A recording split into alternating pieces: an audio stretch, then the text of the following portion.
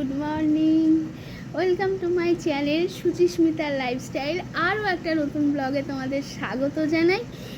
হ্যাঁ, daily blog করা একটু কঠিনই হয়ে পড়ে, বা ব্লগের থেকেও ডেলি এডিট করে পোস্ট করাটা, বাট এক একদিন আমার মিস হয়ে যায়, আর এক একদিন তো আমি পোস্ট করেই দিই। তো আমি নিয়ে বসে পড়েছি সকালের খাবার। দুটো ব্রেড আছে, এখানে পুরো জগা খিচুড়ি আজকে আমার জল খাবারটা। ব্রেড আছে, একটু আলু কুমড়ো ভাজা আছে, একটু সয়াবিনের তরকারি আছে, আর আছে ফল। ডিম সেদ্ধটা আজকে আর করতে পারছি না, ভালো লাগছে না। শ্বশুরমশাই একটু বেরোলেন, আর আমার হাজব্যান্ডও বেরিয়ে গেছে, ছেলে তো স্কুলে চলে গেছে।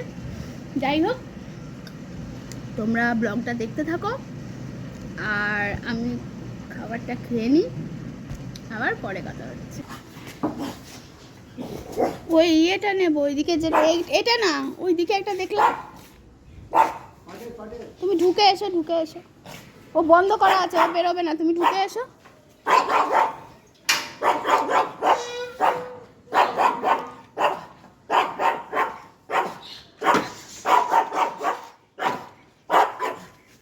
এই যে এইগুলো এগুলো দাও।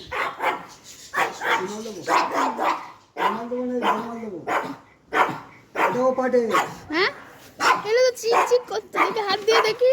এটাও পাটে, লাইলে নেই। এটাও পাটে।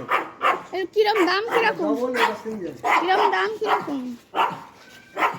এগুলো নিলে 120, এগুলো 120, এগুলো নিলে 180। এগুলো মোটা তারের দেখবে না, ওটা সিঙ্গেল তারের দেখে যাবে। দাম জানি না বাবা, তুমি ওই ইয়ে দাও, ওই যেটা দেখালে 120, 100 টাকা নাও।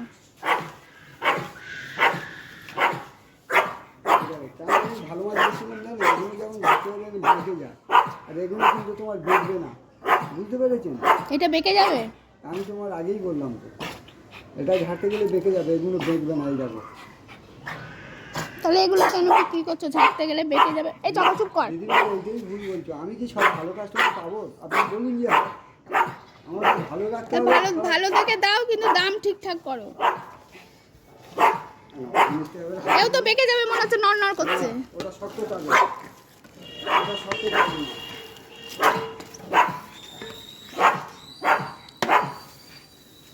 এই রে, কত বলছো?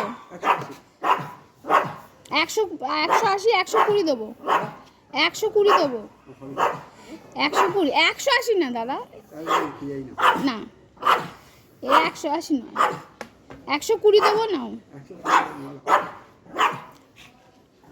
তাহলে 130। 150 টাকা দাও, 150 টাকা দাও।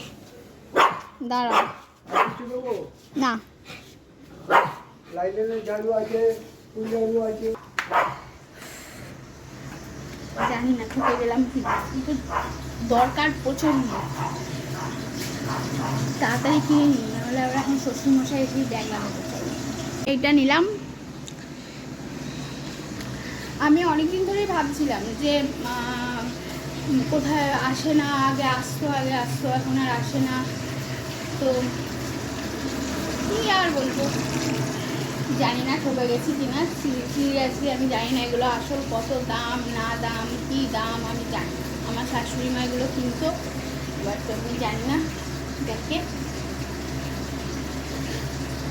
নিজের ঘরের জন্য, মানে সব ঘরের জন্য ভীষণ ঝুল হয়।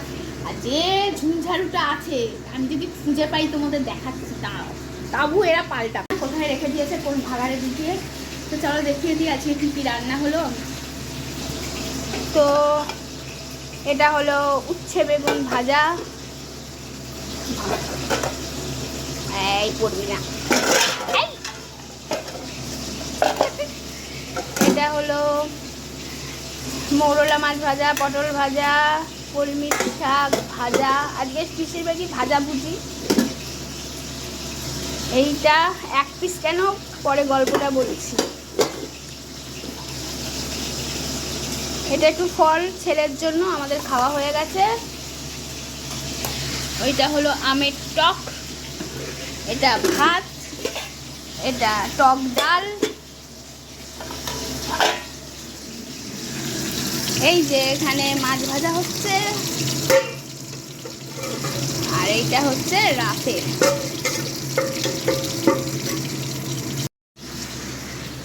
আসলে আমার বর যখন মাছ আনে তখন বলে দেবে প্রথম দিনটা টাটকা মাছ যেহেতু কাঁচা রান্না হবে, পরের দিনটা ভাজা রান্না হবে।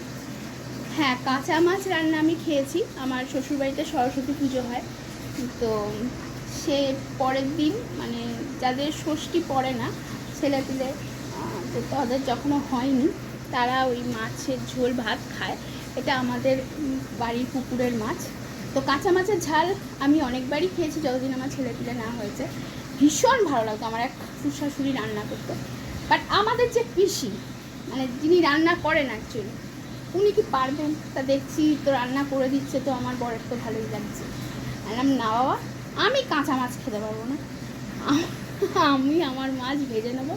তো ছেলেকেও দিইনি, ওই ছেলের মাছ আর আমার মাছ ভাজা চলছে। মাছটা ভাজা হয়ে যাওয়ার পর আমি এবার চান করতে যাব, তারপর রেডি হয়ে বেরোবো।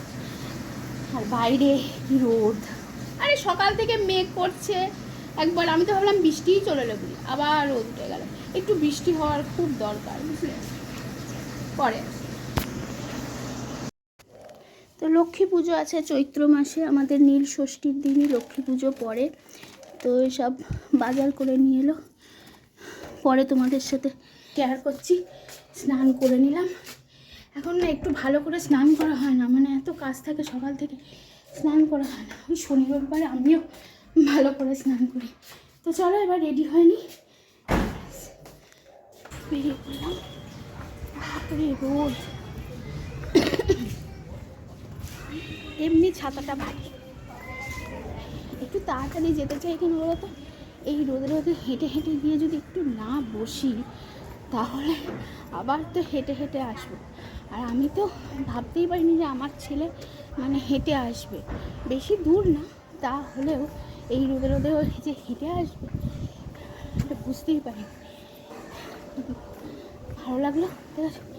ঠিক আছে, কালকে আমার বর কালীঘাটে পুজো দিয়েছিল, এবার প্রসাদ এনেছিল। এবার সেগুলো শ্বশুরমশাই এক জায়গায় করে প্রসাদ খাওয়া হয়ে গেছে, পাতা ফুল টুলগুলো বললো আমাকে এই পুকুরে ফেলে দিতে। আমি নিয়ে বেরোতেই ভুলে গেলাম। দেখি বিকেলবেলা এত কিছু মনে রাখা যায় না, সকাল থেকে এত কাজ, বাপরে বাপরে পাগল হয়ে যাচ্ছি। চলো চলো, আমি এখন জোরে পা চালিয়ে হেঁটে যাই, একটু বসতে হবে, নাহলে টাইমে গেলেই না সঙ্গে সঙ্গে বাচ্চা বার করে দেবে, বলবে নিয়ে চলে যায়। এই রোদে হেঁটে গিয়ে আবার বাঁচি বাস। চলো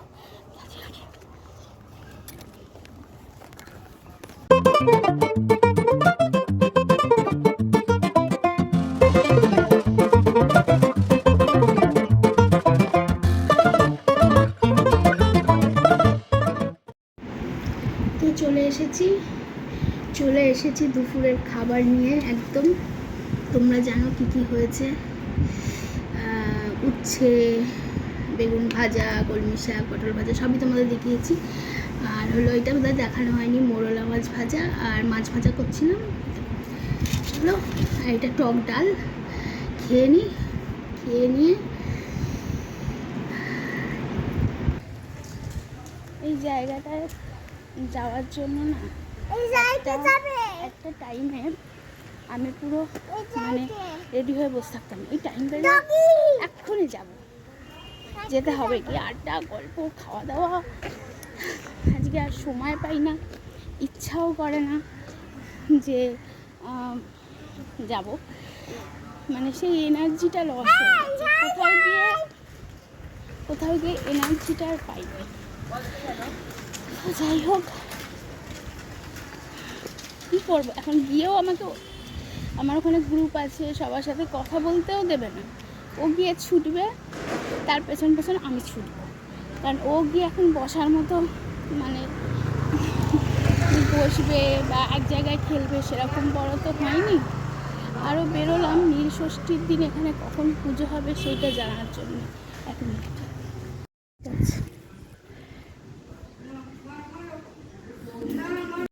এই যে আমাদের শিব মন্দিরের ঠাকুর, সবাই প্রণাম করো, আমিও করলাম।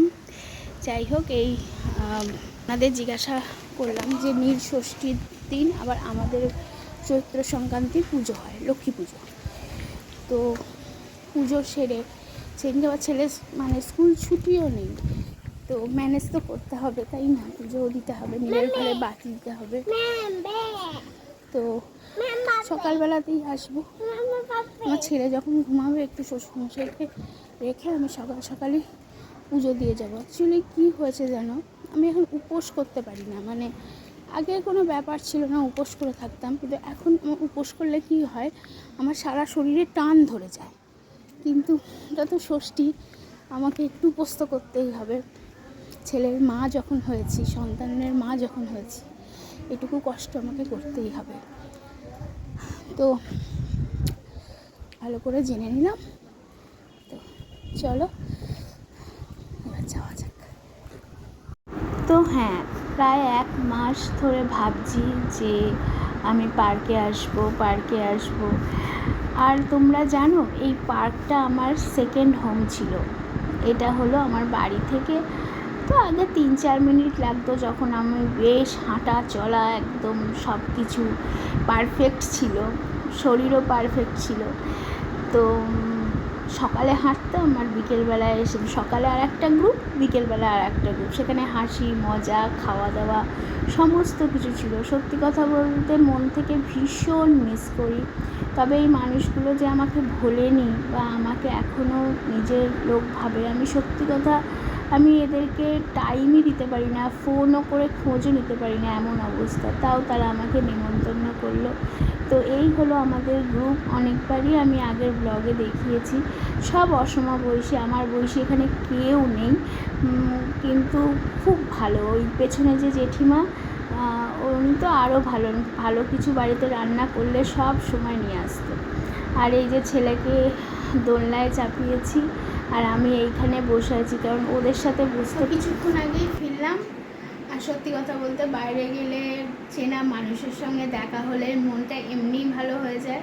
তো ভালো হয়ে গেছে। আর এই যে ছেলেও খুব আনন্দ, কিন্তু ছেলে তাড়াতাড়ি ঘুমিয়ে পড়বে, কারণ দেখলাম যে ওকে স্কুল থেকে হোমওয়ার্ক দিয়েছে, ওইটাকে করাতে হবে, কারণ সকালবেলা তো কোনো সময় নেই, জানি না করবে কি না, চেষ্টা তো করি।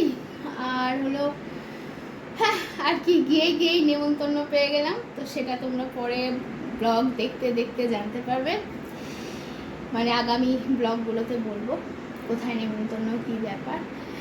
তো আজকের ব্লগটা এখানেই শেষ করলাম। আর তোমরা দেখেছো রাত্রিবেলা সয়াবিনের তরকারি হয়েছে আর রুটি। চলো, সবাই ভালো থেকো, সুস্থ থেকো, আমাকে ভালোবাসা দিতে থেকো। আশা করি আজকের ব্লগটা আমার মন মতো বা তোমরা যেরকম দেখতে চাও সেরকম দিতে পেরেছি।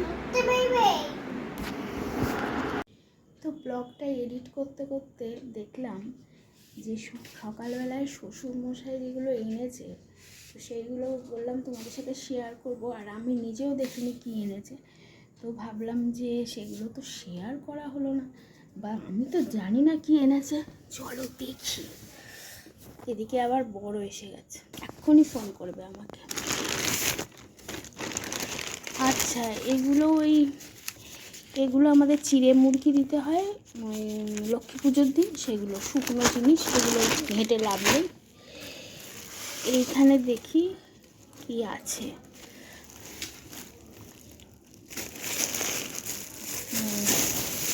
এখানে তরমুজ, আর এগুলো খুলে রাখি এরমভাবে।